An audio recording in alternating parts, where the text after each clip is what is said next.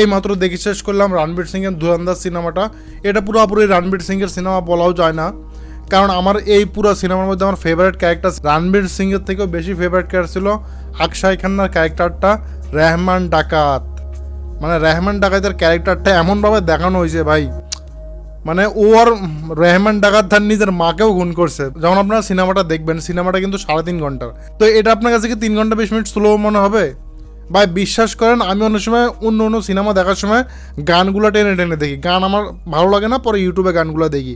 কিন্তু ধুরন্ধর সিনেমাতে 2-1টা গান যাই ছিল, আমি গান শুদ্ধ টানিনি। মানে সিনেমা তো স্পিডে দেখা বাদই দিলাম, আমি 1 সেকেন্ডের জন্য টানি নাই, কারণ 3.5 ঘন্টাই আমি এক জায়গায় মানে বসে সিনেমাটা দেখছি, 1 সেকেন্ডের জন্য আমার কাছে বোর ফিল করায় নাই। আর এটার আরেকটা কারণ বোর ফিল না করার কারণ, এটা চ্যাপ্টার ওয়াইজ দেখাইছে, যে 1 চ্যাপ্টারের কাহিনী আপনার চ্যাপ্টার হিসাবে দেখবেন, আমার চ্যাপ্টার 2, চ্যাপ্টার 3, চ্যাপ্টার 4 এভাবে দেখাইছে পুরো সিনেমাটাকে। কিন্তু শেষে যা সিনেমাটা আমার কাছে পুরো গরম করে ফেলালো, শেষে যা আর কি ঠান্ডা ছেড়ে দিছে এমন একটা কিছু মনে হয়েছে। কারণ টু বি কন্টিনিউ লেখা উঠছে, তখন মনটা আর কি মনে হচ্ছে আমি আরও সিনেমা দ্বিতীয় পার্টটাও একসাথে দেখে ফেলি। ইন্ডিয়ান বলিউডের স্পাই ইউনিভার্সের সিনেমা যেমন হয়, অ্যাকশন, নায়িকা বিকিনিতে হাঁটবে, এটাও কিন্তু স্পাই ধরনেরই সিনেমা। এটা রিয়েল লাইফ ঘটনা থেকে ইন্সপায়ার হয়ে বানানো হয়েছে, কিন্তু এখানে আপনি কোনো নায়িকাকে এইভাবে দেখবেন না, ওইভাবে দেখবেন না। এইটা রণবীর কাপুর যে একজন ভালো অ্যাক্টর, এটাতে কারো কোনো সন্দেহ থাকাই উচিত না। কিছুদিন আগে শাহরুখ খানের বদলে ডন 3-তে রণবীর সিংকে নিছে, তো সবাই বলছে যে কি ডনের ক্যারেক্টার করবে। আসলে রণবীর কাপুরের রিয়েল লাইফ যে কয়েকদিন আগেও কান্তারা নিয়ে যেরকম করলো, এগুলো আসলে দেখেন না, তাকে অ্যাক্টর হিসাবে দেখেন।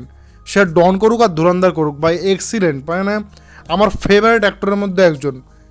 মানে এইখানে এমনভাবে দেখানো হয়েছে তাকে, একজন সাধারণ মানুষ পাকিস্তানে কিভাবে সাধারণ মানুষের সাথে মিশে ওর ভিতরে মানে স্পাই কাজ করতেছে, গোয়েন্দার কাজ করতেছে।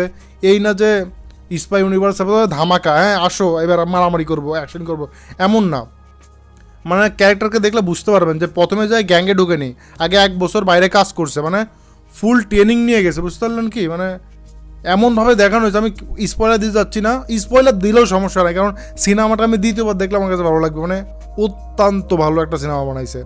টু বি কন্টিনিউ দ্বিতীয় পার্ট কবে আসবে, সিনেমা দেখলে সিনেমা শেষে আপনি দেখতে পাবেন।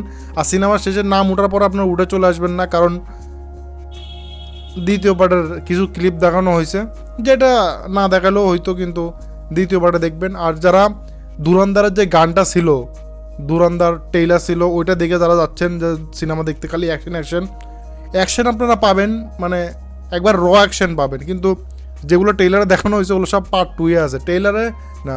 যেগুলো ধুরন্ধর গানে যেগুলো দেখানো হয়েছে ওগুলো পার্ট 2-এ গিয়ে আপনি পাবেন। পার্ট 1-এ আছে অ্যাকশন, মোটামুটি অ্যাকশন আছে, কিন্তু আপনাকে 1 সেকেন্ডের জন্য বোর করবে না, কারণ কাহিনিটা এমনভাবে মানে ডিটেলসে দেখা যায় সব। ডিটেলস মানে একবারে ডিটেলসে ঢুকে যায়নি, আবার একবারে বলিউড সিনেমার মতো উপর দিয়ে দেখায় না, মানে মিডিয়াম লেভেলে একটা বেস্ট। যেমন উড়ি সিনেমার ডিরেক্টর এটা বানাইছে, যারা উড়ি দেখছেন তারা বুঝতে পারতেছেন উড়ি সিনেমার ডিরেক্টরের কেমন কাজ। সিনেমাটা বানাতে 5.5 ঘন্টা হয়ে গেছে, সেজন্য এটাকে 2 পার্টে রিলিজ করবে। তো আমার কাছে অত্যন্ত বেশি ভালো মনে হয়েছে। সেকেন্ড পার্টের জন্য আমি অনেক ওয়েট করতেছি। আপনাদের কাছে কেমন লাগছে সিনেমাটা, যদি দেখে থাকেন অবশ্যই কমেন্টে বলেন।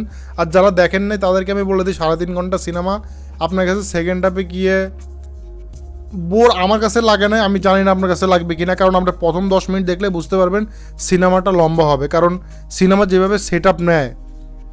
আর রণবীর সিংয়ের যেই ক্যারেক্টার নিয়ে যদি আরও কিছু কথা বলি, তো যখন একটা সিন ছিল ইন্ডিয়াতে বোম ব্লাস্ট হচ্ছে আর রণবীর কাপুরের আশেপাশে সবাই নারায় তাকবীর আল্লাহু আকবার বলতেছে, তখন সিনটা মানে এমনভাবে, মানে সে যদি কোনো তার মুখের রিয়াকশনও যদি একটু অন্যপান্য কেউ দেখতো, তাহলে সে এখানে মানে পুরা মিশনই ক্যান্সেল হয়ে যেত। তো ওর ভিতরে যে আগুন জ্বলতেছিল, মানে ভাই যদি আপনারা ইন্ডিয়া থেকে দেখতেছেন ভাই, আপনার জন্য এটা আসলেই মানে এক্সেস। আর এবার আসি মুসলমান হিন্দুর গল্পতে। এটা রিয়েল লাইফ থেকে নিচে, কিন্তু সব কিছু রিয়েল না, মানে গল্পটা এখানে রিয়েল পাবেন, সেকেন্ড পার্টের গল্পটা হয়তো রিয়েল হবে না। আর যদি আপনার একজন মুসলমান হয়ে থাকেন তাহলে এটা আপনার জন্য আসলে দেখা একটু কষ্টকর, কারণ সিনেমাটা আপনাকে আপনাদের কাছে কেমন লাগলো অবশ্যই বলেন।